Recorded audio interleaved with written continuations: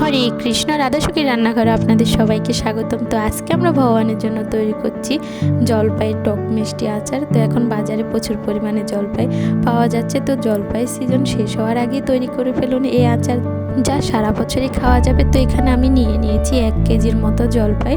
তো জলপাইগুলো দেখুন কত সুন্দর। যাই হোক, এবার আমি শুকনো খোলায় এখানে দিয়ে দিয়েছি শুকনো মরিচ, আর শুকনো মরিচগুলো একটু হালকা ভাজার পর এখানে আমি 2 টেবিল চামচ জিরা দিয়ে দেবো। আর জিরা আর শুকনো মরিচকে খুব ভালোভাবে ভেজে নেব। তো যখন জিরাগুলো খুব সুন্দর করে ভাজা হবে আর শুকনো মরিচগুলো মচমচে হয়ে যাবে, তখন কিন্তু আমি নামিয়ে ঠান্ডা করে ব্লেন্ডারে ব্লেন্ড করে নেব। এই যে দেখুন গুঁড়োটা, এটাই হচ্ছে আমাদের আচারের মশলা। তো এবার আমি নিয়েছি গুড়। এখানে আমি প্রায় আধা কেজির মতো গুড় নিয়েছি, আখের গুড়। আর এখানে আমি প্যানে সরিষার তেল দিয়ে দিয়েছি প্রায় 3 টেবিল চামচের মতো। এবার এখানে আমি দিয়ে দেব শুকনো মরিচ, গোটা শুকনো মরিচ, গোটা জিরে। তো জিরেটা ভালোভাবে হয়ে গেলে এখানে আমি পরিমাণ মতো জল দিয়ে দিয়েছি।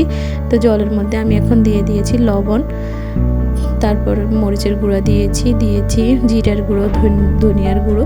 তো এগুলো দেওয়ার পর যখন জলটা খুব ভালোভাবে ফুটে উঠবে, এরপর আমি এখানে কাঁচা জলপাইগুলো দিয়ে দেব।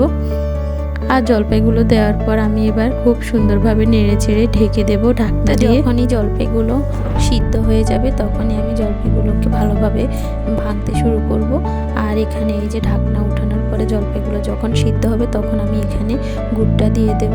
আর অবশ্যই জলপাইটা সিদ্ধ হলে তারপরে গুড়টা দিতে হবে, না হলে কিন্তু সিদ্ধ হওয়ার আগে যদি আমরা গুড় কিংবা চিনি ব্যবহার করি, তাহলে কিন্তু জলপাইগুলো কিন্তু আর সিদ্ধ হবে না, শক্ত থেকে যাবে। তো এবার আমি গুড়টাও মিক্স করব আর জলপাইগুলো একটু ভালোভাবে ভেঙে দেব। তো এখন গুড়টা গলার জন্য আমি কিন্তু আচারটা ভালোভাবে ঢেকে ঢেকে রান্না করব। জলপাইটাও আরেকটু নরম হয়ে যাবে আর গুড়টাও গলে যাবে।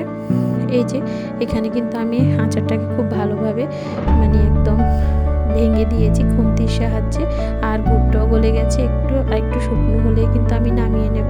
তো নামানোর আগে আমি এখানে ব্লেন্ড করে রাখা আচারের মশলাটা দিয়ে দেব।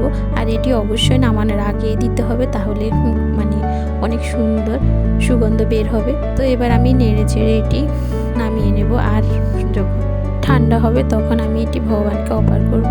তো আমি কিন্তু ভগবানকে অর্পণ করার পরে এগুলোকে রোদে দেব আচারগুলো।